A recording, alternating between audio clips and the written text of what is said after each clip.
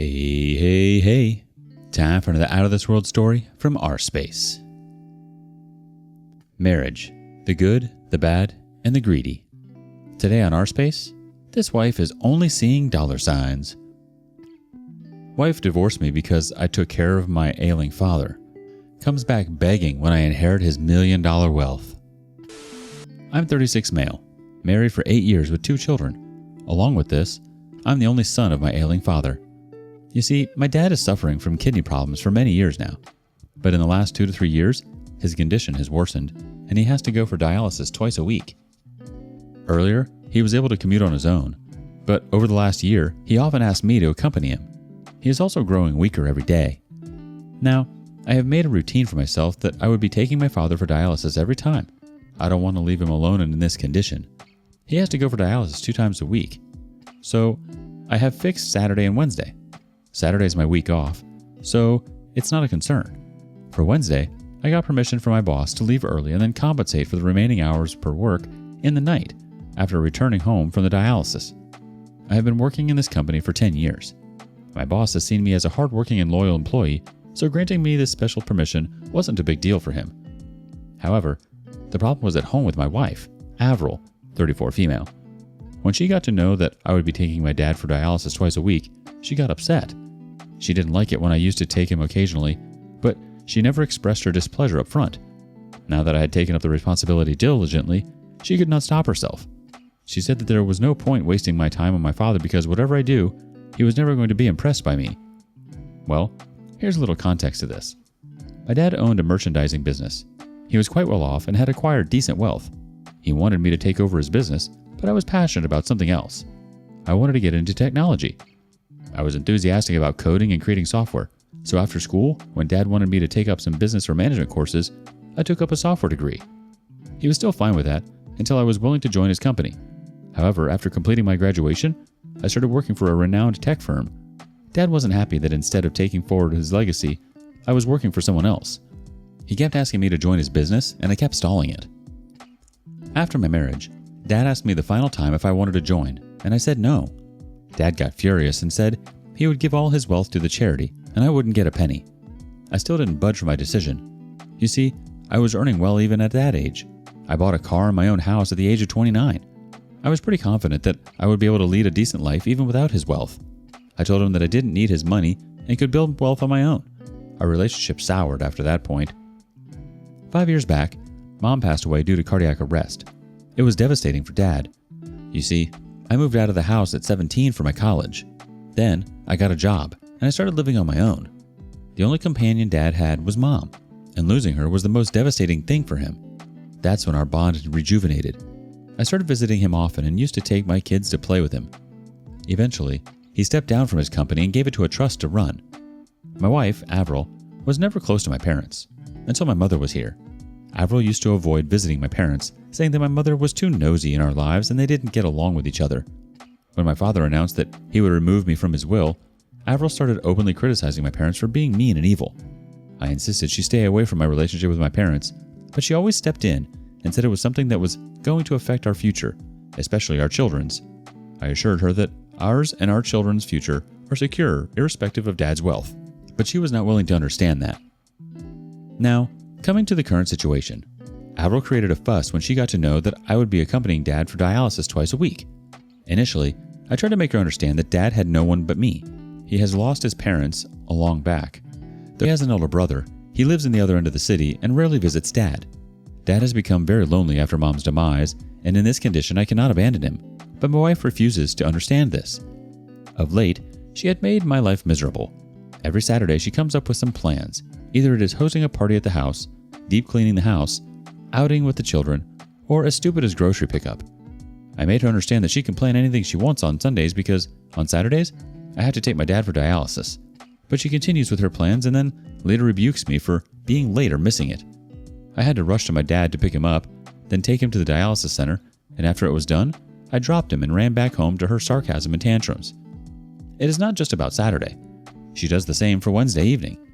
I had committed to my boss that I would compensate for the remaining work late in the evening or in the night after returning from the dialysis, but she always had a plan to trouble me.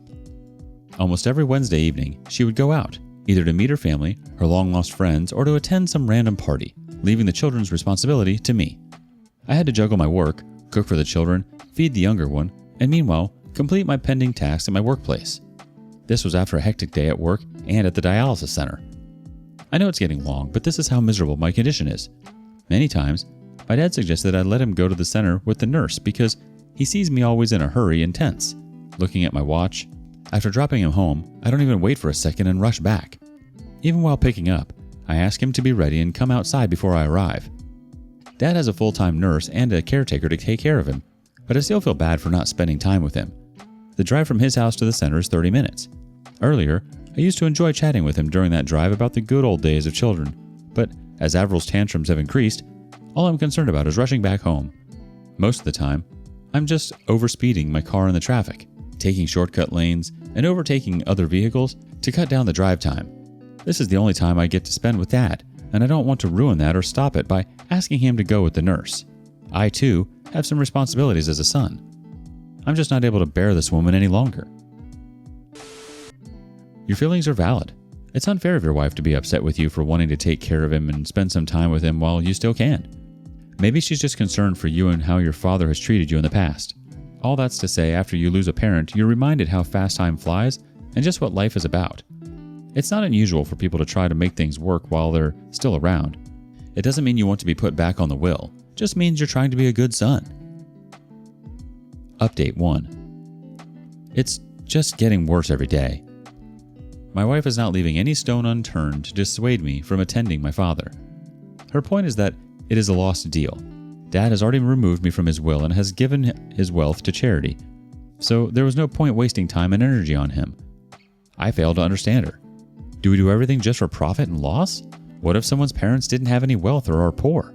Do their children abandon them because they have nothing to offer? After listening to her tantrums for so many months, I finally told her that she was not going to inherit anything from her parents. So why does she visit them every now and then? Oh my God, she lost her crap at this and said, "My parents did a lot more than your greedy father. They supported me in everything. They're not like your father, who disowned you for not joining his business. My father would have never done that to me. So don't you dare compare my parents to yours." It was just not once. This type of argument is becoming a norm at my house and almost every Wednesday and Saturday after I return from dialysis. Just that it is getting severe and ugly at every instance. Earlier, she used to fight with me alone. Now, I see her yelling and shouting at me in front of the children. Not only this, I have heard her badmouthing my dad in front of my children and manipulating them against me and my dad. I heard it and intervened, which again led to an ugly fight between us. Avril's fight has become a routine for me. On the days when she doesn't fight, I feel something is missing, only she becomes more aggressive the next day. I've almost given up on her. Now, I don't yell back and answer her. I just ignore her as if she doesn't exist for me. What else should I do? I cannot abandon my father just to please her. I don't care if he has kicked me out of his will. He did so because of my own decision. I refused to join his company. He was forced to give his hard-earned business to the trust. It must have been so disheartening for him. That company was a baby for my dad, and he had to donate it to someone else. He had all the right to disown me because I had hurt him. I sometimes feel that karma is biting me back because I had hurt my dad. On the other hand, Dad is becoming weaker. He's barely able to walk on his own. He needs support to step him down to the car. To save time, I used to ask him to come outside and drop him outside the house. But now, I don't care about being late. I go inside to carefully walk him to the car and then drop him to his bed until he settles down peacefully. He's also having shortness of breath, so I make sure to walk him as slowly as he wants. Also, while driving, I drive carefully so as not to overspeed and increase his heart rate. I don't care about going late to my house because rushing to the house was also not helping. If I anyway have to deal with that evil woman, why not at least keep Dad happy? My casual attitude has worsened the situation, and yesterday, Avril said that I need to choose one of them, either my dad or her. I tried to make her understand that Dad was not going to be with us forever. Seeing his condition, it didn't look like he was going to make it long. She came back with a curt reply.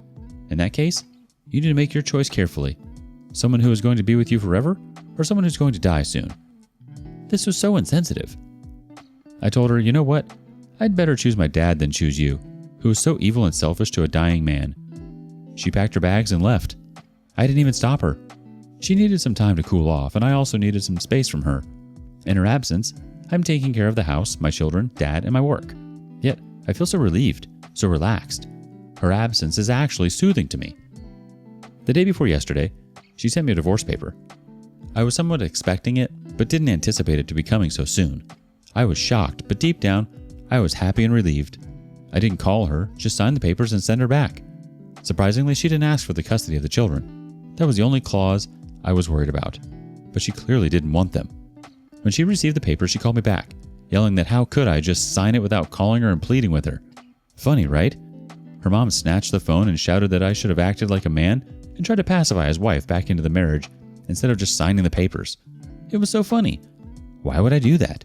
She wanted a divorce, and I complied. I was like, it was good for me.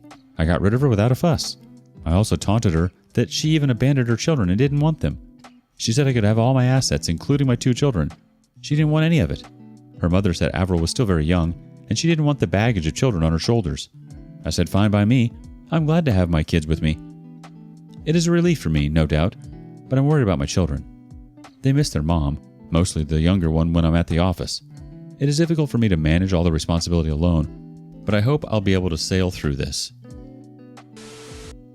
I'm sorry she's literally incapable of being supportive, OP. It sucks that you're just trying to do the right thing and she just keeps kicking you down. The fact that she gave you an ultimatum is ridiculous. What did they ever do to her? Why would you want to be with someone like her anyways? You want someone who will support you 100% and bear the load while you're at maximum capacity. She couldn't stand not being the center of your world, OP. No wonder she didn't want her own kids. She'd have to share them with you, and she doesn't seem like she's much into sharing. Update 2. It's going to be a shorter update. So I shifted to Dad's house along with my children. It's a great move. I must say thanks to everyone for the lovely suggestion. It worked out. Moving with Dad was good for all of us. Dad got the company of my children, and they got their grandpa to play with. Dad had a full-time caregiver who was ready to take care of my children on a raise. Why not? Someone to take care of my children under my dad's supervision. The best deal, right? It is such a happy feeling to see my dad playing and laughing with my children and then him enjoying themselves with their grandpa. Avril didn't think this to be coming. She wanted to make my life miserable by divorcing me. She thought I would not be able to juggle all the responsibilities together. Taking care of the children, my dad, house, and work. But you see, all is set perfectly.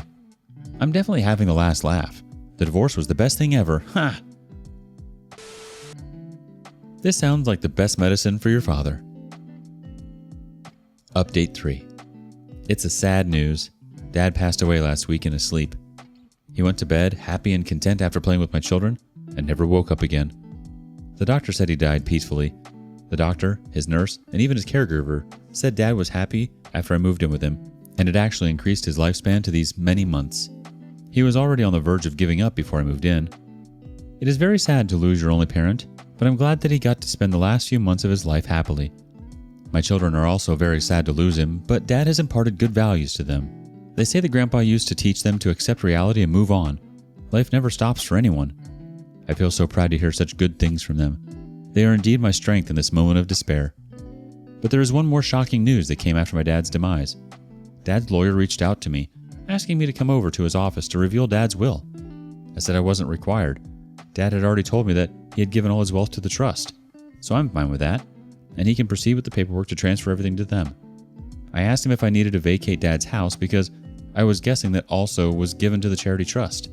He laughed at me and asked me to just come over. When I went there, I found the trust members were already present. The lawyer had called them as well. When the lawyer started reading the will, I was in tears. Dad had actually willed me his heir. All his business, his house, his wealth was for me. I asked the lawyer if this change was made recently. I thought he made this change after I started taking care of him. The lawyer smiled and said, I was always his heir, and the will was never altered. I was inconsolably crying that my dad never abandoned me. Maybe he threatened to disown me so that I could take forward his business and his legacy. I was still crying when Dad's attorney pacified me. I said it kills me from inside that I hurt my dad all his life, but he always cared for me.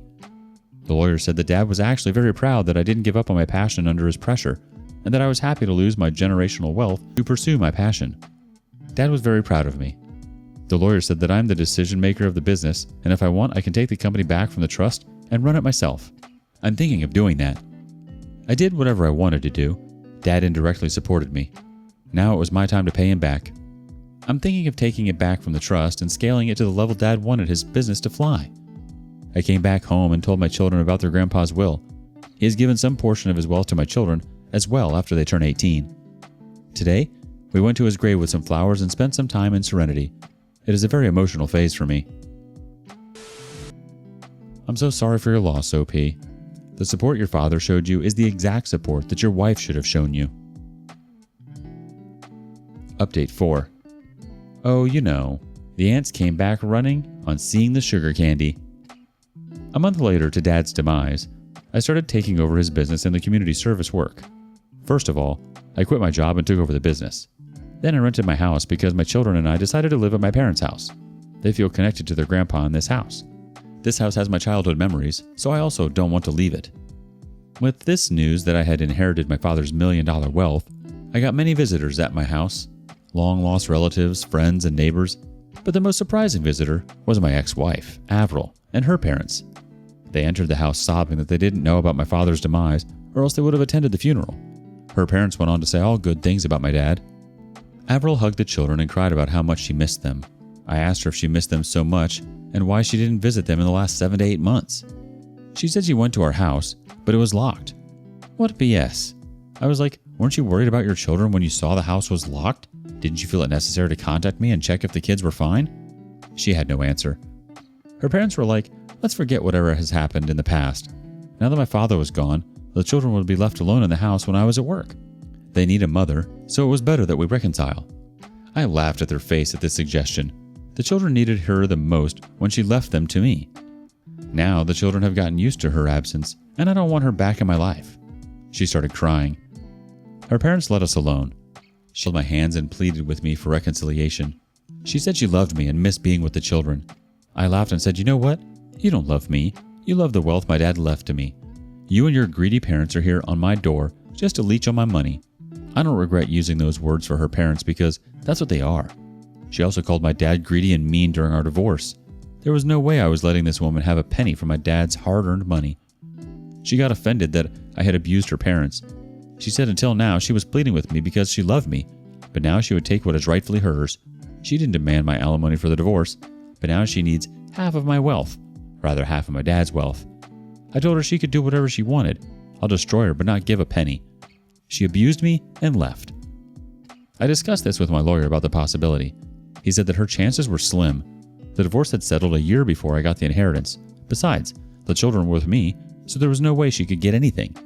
But he also asked me to be careful about letting her spend time with the children. She could manipulate them and file for their custody and then later use them to demand money for their maintenance and all that.